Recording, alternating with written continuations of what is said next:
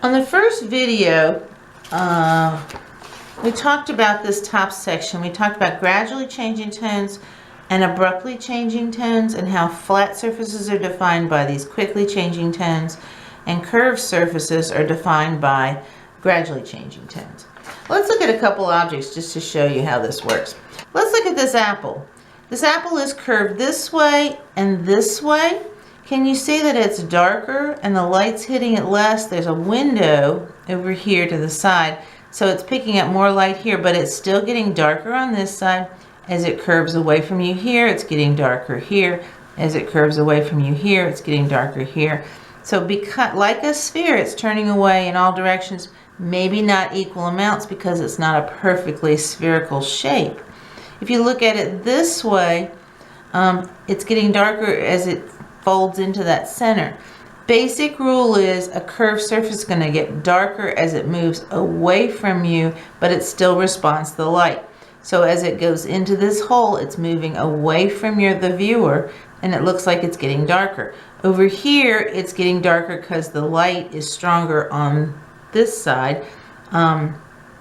But you can see that it slowly changes. There's no place where it actually changes. On this side, it's getting darker. It's going to be darker on this edge. It's darker out here, and it's darker out here. Right here is where you're going to see the strongest lights, and here. So, but you really can't put your finger on that it's a stripe that it changes color. Basically, the apple's the same color everywhere, but from whatever point you're at, the illusion of its values will change depending on how it's curving in space. This spool of thread, same idea. The light's still coming from this side of the room, so it's strongest right here. And there is a really strong highlight here, but the spool of thread's the same color. But if you look, it looks darker on this side and darker on this side, and it's gradually getting lighter. Darker as it moves away from the highlight spot. And the apple turned away on all four edges. This one's only rolling away and getting darker to the sides of the cylinder because this is where the curved surface is. Right here, the surface is staying to the same level, and so it picks up the same amount of light from that light source. If you have an object that's flat, so here's a pack of 3x5 cards. If you look at that, the paper's white, the same color white, but depending on where you have it set to the light, you could probably get 3 different colors from your point of view. There's a very abrupt change where that flat plane changes and hits a new angle, becomes a different flat plane. The intersection is abrupt color change. You have one value here, a different value here, and a different value here. Flat planes, you get for the most part, you get a flat, consistent value on each side, and they have a different response to the light. You can have combination objects. So here's a roll of tape. You can see that the blue is basically the same, but you get this highlight here. It's going to roll away from you and get darker here. You probably are getting a different value here than you do here.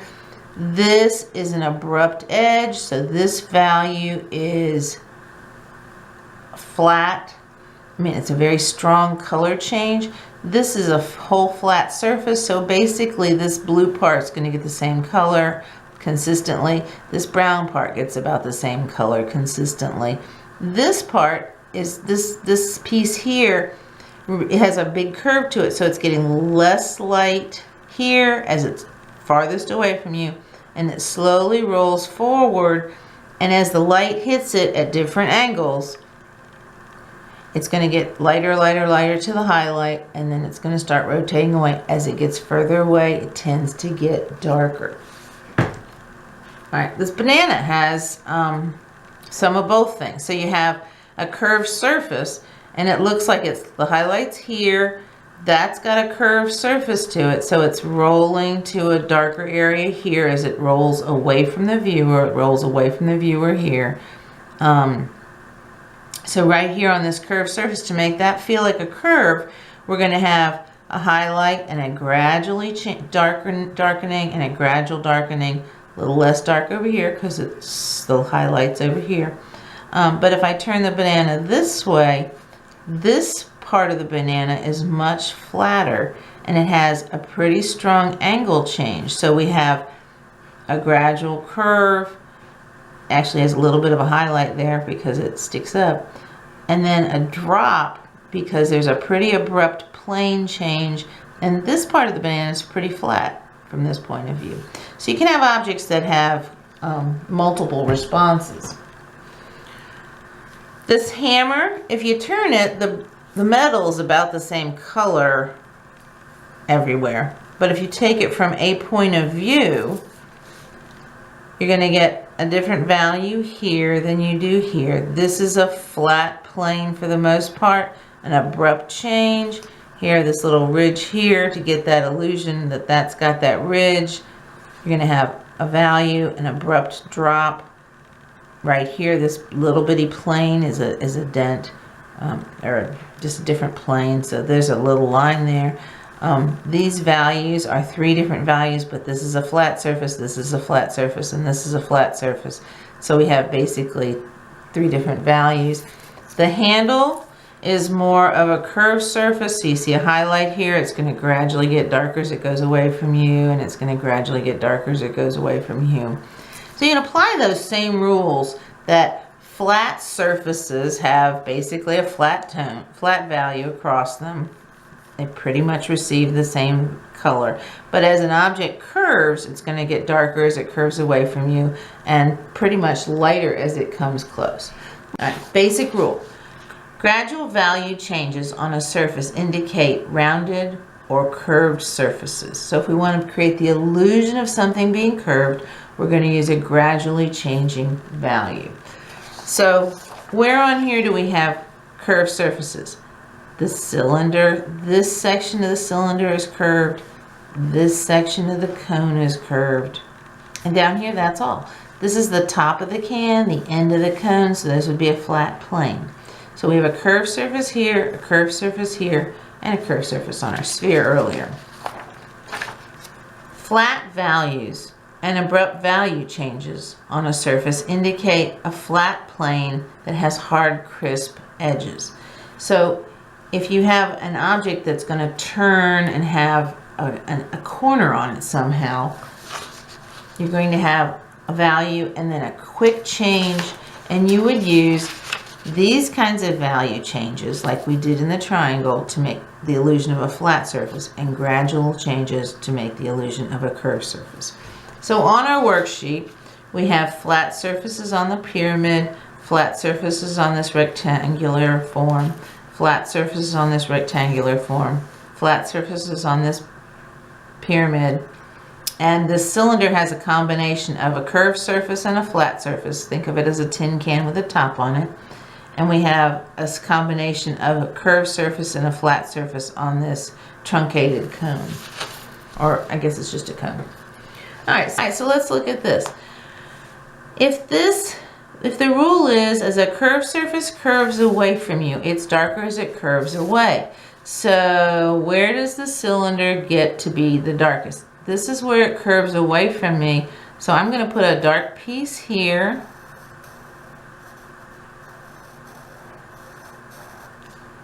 It goes top to bottom. And I'm going to put a dark piece here. Oops.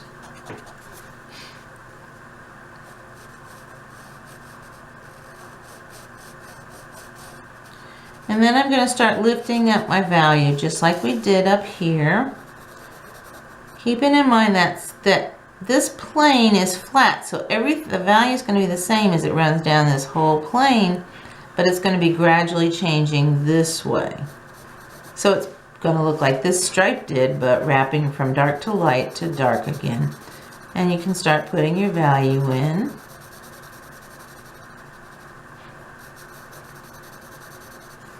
And you can come from both sides.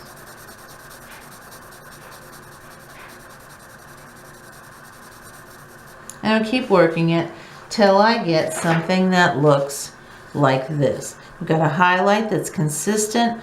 It looks like the cylinder goes behind the other pyramid, and you've got and it's darker on both sides as it curves away from you. Common mistake students make, this is my things to avoid, Common mistake students make is to make stripes. Or in a sphere, they'll make little stripes that you can see like this. So avoid this. If you see this, just go back in and add value to get that transition more subtle. Some people do this on purpose and then they make that crossover subtle because it's easier for them to do. So this would be what to avoid. Our goal is to get to something like this. Go ahead and fill in your cylinder. The other curved surface we have is this part of the cone. The cone can be a little tricky because you have to remember it curves away from me here, so I'm going to make a dark piece, but this surface is wider, so I'm going to make a darker area, a little bit thicker at the top, and I have to get from dark to light in that whole little point. So I'm going to put some dark, really thin sliver and then widen it up as I come up. Because I've got to go from dark to light to dark gradually all the way down to that point. This one's probably trickiest. So it doesn't, if your transition, if your shape is smaller, you still have to make a transition there. So then I'm going to come and I would make my gradually changing values. Go from dark to light and dark to light, working those in. Now the trick is to get in here in this point and still maintain that transition.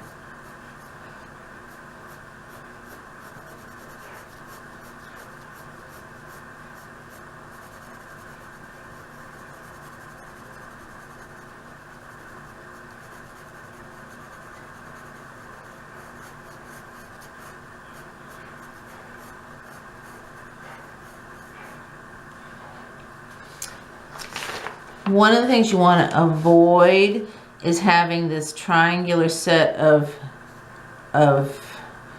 like chevrons. This is not what you want. You want that light to go all the way down to the point. So you want it to look something like this. Why don't you go ahead and try filling in the second curved surface on this bottom section. Put this on pause and come back to it. Now we're going to finish up the rest of this first worksheet. It's not challenging. You're going to have values that are flat on each side. It would be nice if the kind of the lighting would match. So most of my darks are on the same side and this one's tilted, so it got a little different. It doesn't matter. My whole goal for you at this point is to just make a flat, even tone on each side where it has a difference three ways, and you can tell where when one object stops and starts, what value goes where. You can use observation to see that later, so don't worry about the rules for that. But we want this to look like a pyramid and this to look like a rectangular form. So what we're going to do is come in and just pick a value and fill it in nice and even for all the rest of these forms. This is a flat surface. The piece beside it should be a different flat value.